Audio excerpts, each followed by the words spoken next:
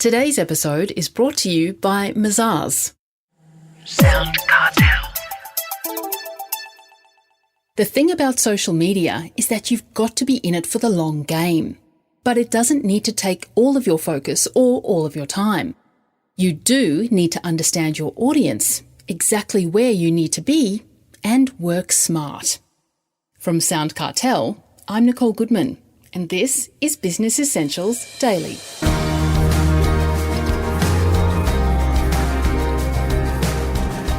Does your business have a Twitter account, a Facebook page, and a LinkedIn profile? What about Instagram, Pinterest, WhatsApp? How do you know what's effective, and how do you find the time to promote your business on all of those platforms? The good news is it doesn't have to be so complicated, says Nicola Morass, an expert in social media and digital marketing. Her latest book, Visible, is an easy and practical guide to leveraging the online world for your business. Nicola says some of the rubbish about social media is that you have to be everywhere 24/7. She tells Chris Ashmore, you don't at all. I don't think that anybody should have to spend time on social media unless they're going to get a return. There are a lot of things that a lot of people will tell you. So there's some of the industry leaders, they will say, look, you've got to be on every single platform. You have to have a presence on every platform. You've got to be sending friend requests. You've got to be adding people. You've got to be looking for collaborations. You've got to be direct messaging. You've got to be doing this, that, and the other. And for me, I've been doing this for more than 10 years now. And one of the things that I think is not right, in my opinion, about that piece of advice particularly, is when are you supposed to be doing the work that you're doing? When are you supposed to be doing your consulting? When are you supposed to be coaching? When are you supposed to be serving your clients and your customers if all you're doing all day, every day is spending 25 hours a day, 8 days a week on social media trying to build up this profile and this presence? The other thing that gets really pushed and rammed down business owners' throats these days as well is that you've really got to be not only on there all the time, but you've got to be on every platform. And the thing to me is that if you can think of two platforms that you can really work, that your audience is on, how can you be on those for the least amount of time humanly possible whilst getting a return?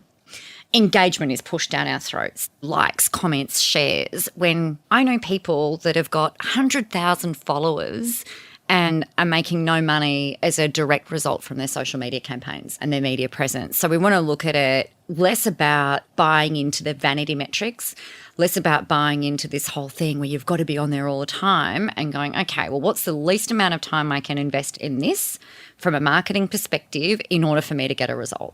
For those who probably are a bit digitally naive, what platforms are we looking at? The first one that you have to be on is Facebook. You've got to have a business profile on Facebook.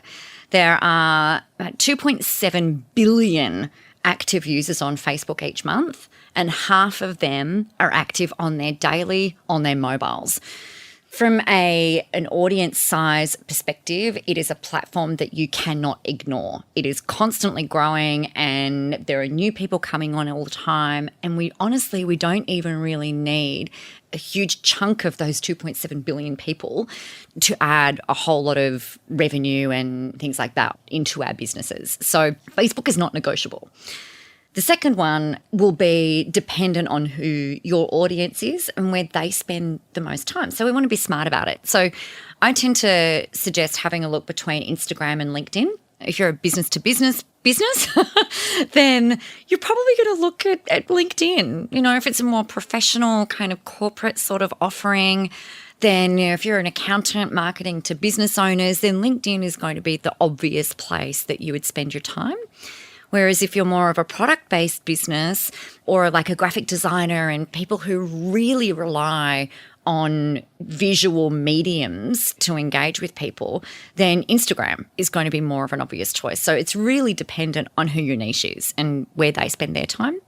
So they're the two main social media platforms. And then the other digital real estate that I want everybody to take on is you've got to have a website where you are blogging. So it gives you a 3-pillar rule. You've got Facebook, the choice between Instagram and LinkedIn, and then your website.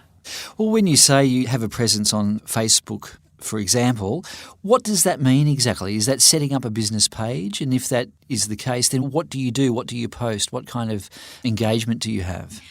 You've got to have a business page on Facebook. Now, number one, it's against Facebook's terms of service to use your personal profile for business.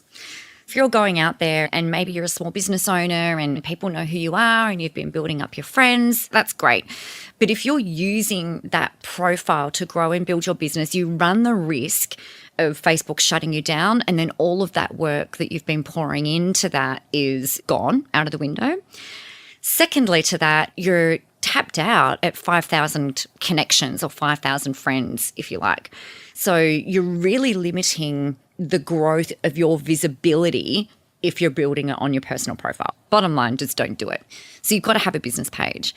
And what you're looking with that is you set it up as your business name or in your own name if you're a consultant or a mentor or something like that, and you want to be posting on there regularly. To answer the second part of your question, what you want to be thinking about, again, is who is your audience? Who are they? What are their problems? What are their stress points? What are their goals, their dreams, their desires?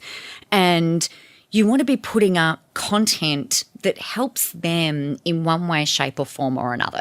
It could be about inspiring them, motivating them, letting them know that they're not alone. That if they're time poor, here's something that they can do. Here's a time hack that they can use to become more productive and efficient, for instance. In terms of the website then, what makes a good website? Websites are the place for people to come and research you. We've got to have a few things on there. Number one, you want to be able to educate and inspire through your website. So putting things on there like blogs and video blogs, articles, if you've got that, that's the first main thing that you want to have. The second thing is you want to give people a really good insight into who you are, what your business is about, and help them to do some research on you, essentially. Provide a place for them to see and view your testimonials, or depending on your industry, you may not be able to use testimonials, so you might talk about success stories and things like that, the kind of experience that people will have when they start to work with you. So if you can bring those things in, have an About Me page, it gives somewhere for people outside of social media to come over and just go, oh, I've got a really good feeling for who this business is. I've got a really good feeling for who this person is. And it helps them to learn to trust you outside of a very noisy social media environment.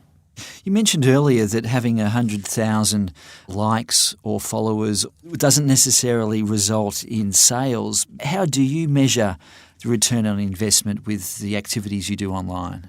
The first answer is money in the bank. We're all in business to make money. That's the first measure of success. But the way that we get that is by using social media to generate leads. What we want to do is have a way of connecting with people, giving people a piece of value. So, for instance, it might be an ebook, it could be a guide, it could be a checklist, a template, a video series, something that's going to help solve a problem for them. But they get that in exchange for their name and email address. So they give you their name and email address, we generate the lead, that goes into our database. So we have a way of constantly being able to build relationships with people, not only through social media, but also through their email inbox. And then as we're building those relationships consistently through social media and through their email, we've got to have a way of offering a call to action which results in them spending money with you. So either by buying your product or enrolling in a service or coming to your event, anything like that. And that's the bit that most people get really nervous about. It's like, oh, I don't want to sell on social media. Oh, I don't want to sell through their emails. I don't want to sell. That way, if you're not selling anything, if you're not offering a call to action, then everything that you're doing on social media is great for your ego. It's great for visibility, but it's not going to impact your bottom line. And I suppose it's fair to say that success doesn't happen overnight, that actually doing this activity online, it's a long-term game. Yeah, it really is.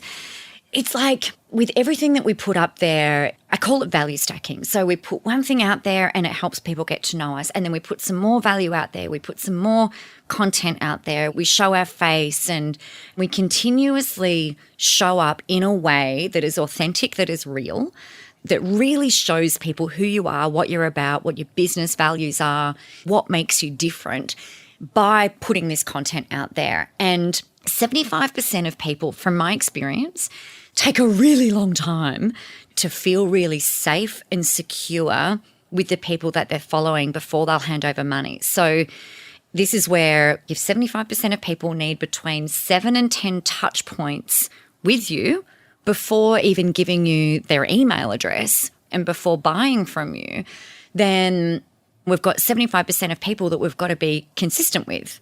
So only 25% of people are going to buy really quickly. They're going to see you say, yes, yes, yes, this is great, excellent, shut up and take my money, I'm in. Only 25% of people who follow you will do that. So we've really got to look at our marketing as a way of being able to grow and build relationships. And we've got to understand that most people are really slow to trust. If we're playing the long game and we know that with everything we put out there, people are getting to learn to know us, to like us, to trust us with our consistency in the way that we show up, then we build in that long game. The 25% of people that make those fast decisions, they will come through as well. So it's kind of like we're playing both games. That was social media strategist and author of Visible, Nicola Morass.